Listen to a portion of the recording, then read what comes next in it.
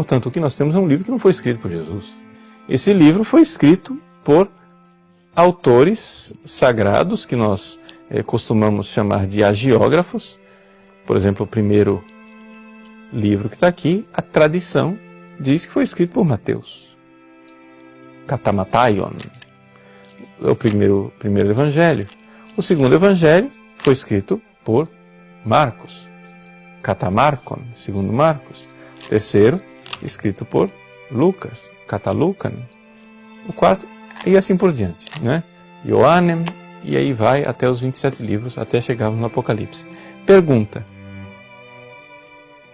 quem disse que esses 27 livros são os livros inspirados por Deus? Jesus não foi, porque não tinha nenhum escrito quando Jesus estava aqui nesse mundo. Ok? Quem foi que disse? Ah, não, isso foi uma inspiração divina, não foi nenhuma autoridade humana quem definiu esses 27 livros. Essa é a resposta que os protestantes dão. Não foi nenhuma autoridade humana, foi a inspiração divina. Sim, mas a inspiração divina inspirou quem? Quem? As pedras, as flores do campo, as árvores, os chimpanzés da África? A inspiração divina inspirou quem? Ah, foi uma unanimidade. Não é a verdade histórica. O pastor Silas Malafaia, me desculpe, o senhor perde até um pouco assim a moderação e diz: porque quando o povo descobrir a palavra... Bom, o povo tem acesso à palavra. As Bíblias estão aí nas bibliotecas, nas livrarias, quase toda casa tem uma Bíblia. O povo não precisa descobrir a Bíblia.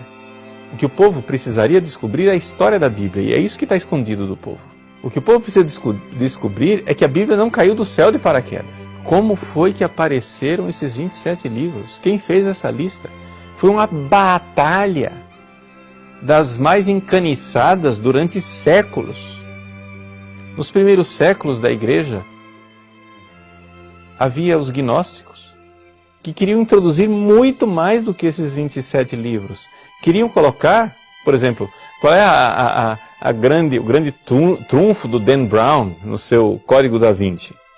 É que ele está escandalizando as pessoas, porque, imagina, havia outros evangelhos. Havia o evangelho de Maria Madalena, e a Igreja Católica jogou fora. Vejam, sim, e daí? Nós católicos sabemos disso há 2000 anos. É evidente que havia muito mais evangelhos do que esses 4 que estão aqui. Havia o evangelho de Maria Madalena, o evangelho de Tiago, os evangelhos da infância, havia o evangelho caroprocraciano de São Marcos, havia tantos outros evangelhos. Outras epístolas, como a epístola de Barnabé, outros atos dos apóstolos, não é? E não entraram na Bíblia. Mas não entraram na Bíblia por quê? Os gnósticos, eles queriam colocar tudo isso dentro da Bíblia. Eles queriam colocar lá o evangelho de Maria Madalena, que fala que Jesus beijou Maria Madalena, que Maria Madalena era a discípula amada de Jesus, etc, etc. A igreja não aceitou esse evangelho como sendo canônico, ele não é inspirado, ele não é palavra de Deus. E enquanto os gnósticos queriam colocar muito mais livros aqui, havia outros, né? Como os marcionitas, que seguiam o herege Marcião, que queriam tirar. Eles queriam, não era 4 evangelhos, eles só aceitavam o evangelho de Lucas. E ainda com censuras, ainda tiravam uns pedaços de Lucas. Aceitavam só as cartas de São Paulo e o resto jogaram fora. Antes que a Bíblia existisse, havia a tradição.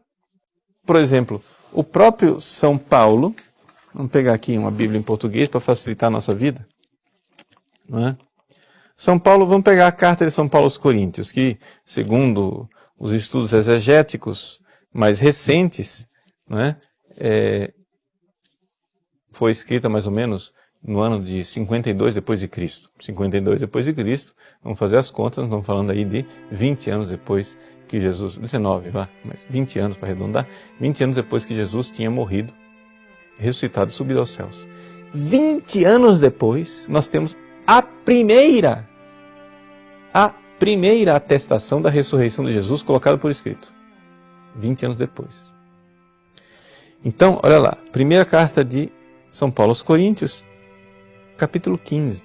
Ele diz assim: Irmãos, quero lembrar-vos o evangelho que vos anunciei e que recebestes, no qual estáis firmes. Pois nele sois salvos, se os estáis guardando, tal qual ele vos foi anunciado. A menos que tenhais abraçado a fé em vão. De fato, eu vos transmiti, antes de tudo, o que eu mesmo tinha recebido. Eu vos transmiti. Isso é tradição. O que eu tinha recebido. E aí ele começa a falar.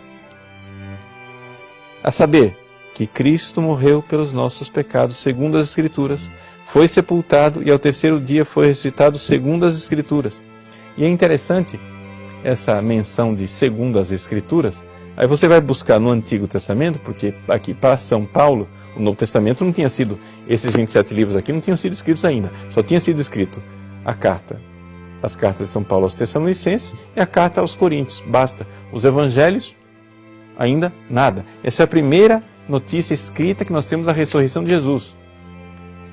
E é interessante que São Paulo então cita as Escrituras como sendo as Escrituras judaicas, aquelas do Antigo Testamento, e diz assim: Jesus ressuscitou dos mortos segundo as Escrituras. Mas você vai lá procurar no Antigo Testamento, você não encontra nenhuma referência de ressurreição do Messias segundo as Escrituras. Você não encontra nada de que o Messias iria morrer pelos nossos pecados segundo as Escrituras. A não ser que você leia a Bíblia do Antigo Testamento, como a Igreja Católica sempre leu, com uma chave tipológica, ou seja, uma chave espiritual. Mas isso é só uma pequena dica para você.